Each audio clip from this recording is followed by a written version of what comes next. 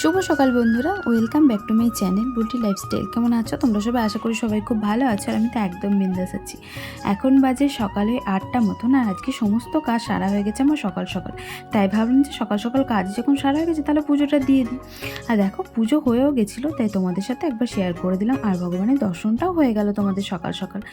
তো সকাল সকাল পুজোটা দিলে বেশ মনটা অনেকটা ফ্রেশ থাকে। তো এই ফ্রেশ মন নিয়ে এখন আমি যাব পার্লারে। তো এই দেখো রেডি হয়ে গেছি। আর খাওয়া দাওয়া বলতে আজকে আর কিছু খাইনি, ওই চায়ের সাথে একটু মুড়ি খেয়েছিলাম, চানাচুর দিয়ে মুড়ি মাখিয়ে খেয়েছিলাম। তো ওই খেয়েই আর কি চলে যাচ্ছি, কারণ 9টা ধরো বাজে, আর আমি তো খেয়েছি 7টার সময়তে, তাই খিদেও ছিল না।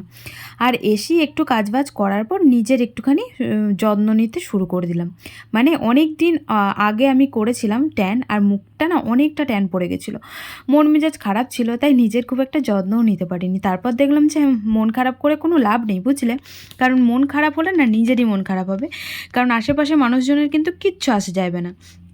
তাই তোমাদেরকে বলছি, যারা মন খারাপ করে বসে আছো না, তারা প্লিজ মন খারাপ করে বসে থেকো না। তোমরা নিজের মতন কাজ করো, নিজের মতন হাসো খেলো। দেখো, নিজের মনটা নিজেই ভালো করতে শেখো, না হলে অন্য কেউ এসে কিন্তু তোমার মন ভালো করবে না। এটা কিন্তু মাথায় ঢুকিয়ে নিতে হবে তোমাদেরকে। আর এই যে আমার ট্যান করার পর ফাইনাল লুক, কি সুন্দর লাগছিল মুখটা। যাই হোক, ফর্সা ফর্সা মুখ নিয়ে চলে এসে এদিকে ঘেমে গেছি দেখো বাড়ি আস্তে আস্তে। আর বাড়ি এসে এখনো জামা চেঞ্জ করিনি, এসে বাবা দেখলাম আঁক এনেছে, তাই আঁক আমার খুব ভালো লাগে খেতে, জানো তো। তাই বসে পড়লাম একটা মোটা পাড়া বড় পাড়া আগ নিয়ে। আর আগগুলো মোটা মোটা ছিল, কিন্তু জানো এক ফোঁটা মিষ্টি ছিল না, পুরো সেই জল ঠোসকার মতন জল জল ছিল। বাবা বলছিল যে বর্ষাকালের আঁক তো, তার জন্য হয়তো মিষ্টি হয়নি। আর ওদিকে জামাটা আমার চেঞ্জ করলাম, আর এদিকে মেঘ করেছে প্রচুর পরিমাণে, মা করছিল রান্না চালাতে, তাই ভাবলাম যে তোমাদের সাথে একটু শেয়ার করে আসি। আর ওদিকে আমার ভোলা আমাকে ডাকছিল, মানে আমার ছাগলটা, আমার একটা নিজস্ব ছাগল আছে, ওর সাথে আর কি খুব আমার ভালো বন্ডিং। আমাকে না দেখতে পেলেই টুই টুই করে ডেকেই যায়। যাই হোক, এদিকে দেখো প্রচণ্ড পরিমাণে মেঘ করেছিল, তাই তোমাদেরকেও দেখিয়ে দিলাম। মা ওদিকে তরকারিপাতি বললো যে হয়ে গেছে, তাই তুলে নিয়ে যেতে বললো চালা থেকে। আর মা দুদিন ধরে গ্যাসে রান্না করছে না। গ্যাসে তো আগের সবজিটা হতো, ভাতটা হতো না, কিন্তু এখন আবার দেখছি ভাতটা সবজিটা দুটোই আর কি উনুনে করছে। ওই যে একটু আধটু আর কি গ্যাস বাঁচাতে হয়, সংসার করতে গেলে একটু আধটু তো এদিক ওদিক মেনে চলতে হয়, কিন্তু আমার দ্বারা না অত কিছু হয় না। আমি মনে করি যতক্ষণ গ্যাস আছে ততক্ষণ ফোড়াই, তারপর যা হবে হবে। যাই হোক, এদিকে চলে এসেছি দেখো চালার মধ্যে, আর ওকে একটুখানি আদর করে নিলাম। তারপর দেখি মা কী রান্না করেছে। আজকে রান্না হয়েছিল পুঁই আলুর সবজি, পুঁই দিয়ে আলু দিয়ে ডাল দিয়ে, এই সবজিটা আমার খুব ভালো লাগে। আর হয়েছিল সয়াবিন। তো সয়াবিন থাকলে আমার আর কিছু লাগে না, তাই শুধু সয়াবিন দিয়ে আমি ভাত খেয়ে নিয়েছিলাম। আর সয়াবিনটা মা না দারুণ করে, আমার ছোটো থেকেই সয়াবিনটা খুবই প্রিয়। তবে তখনকার সয়াবিনটা আলাদা টেস্ট ছিল, কিন্তু এখন তো কোয়ালিটির অনেক তফাৎ এসছে, মানে জিনিসের ভেজালটা বেশি হয়ে গেছে, তাই টেস্টটা একটু আলাদা হয়। কিন্তু মা রান্না করলে না সত্যিই টেস্ট খুব ভালো হয়। শুরু হয়ে গেছিলো বৃষ্টি, আর বৃষ্টি দেখবো বলে আমি ঘরে চলে আসলাম। মা বললো যে ওই তরকারি পাতিগুলো তুলে নিয়ে আসতে। তো ওগুলো তুলে নিয়ে আসার পর মা ওদিকে রান্না করছিল, সয়াবিনটা হচ্ছিল, আমি ভাতটা তুললাম, তারপর ওই পোঁয়ের সবজিটা তুললাম। আর তুলে নিয়ে যেই না এসেছি ঘরে, অমনি বৃষ্টি শুরু। বৃষ্টির থেকে হচ্ছিল বেশি ঝড় দিচ্ছিলো, আজকে আবার হাওয়া দিচ্ছিলো, ঝোড়ো হাওয়াটা যেটা বলে। তো চলো ঘর থেকে বৃষ্টিটা কেমন লাগছে দেখি।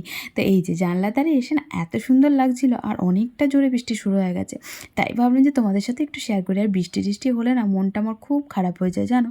ওর জন্য খুব মন খারাপ করে, কারণ এইসব দিনগুলোতে না সত্যি মানে সবসময়তেই তো মিস তো করি, কিন্তু এই দিনগুলোতে যেন আরও বেশি একা লাগে। তো কী আর করবো, একা লাগলেও কিছু করার নেই, পরিস্থিতির শিকার হয়েছে এখন। তো একটু ঘুমিয়েছিলাম জানো। আর ঘুম থেকে উঠে এখন কোথায় যাচ্ছি বলো তো, ফুচকা খেতে, কারণ আজকে আর যাইনি কাজে।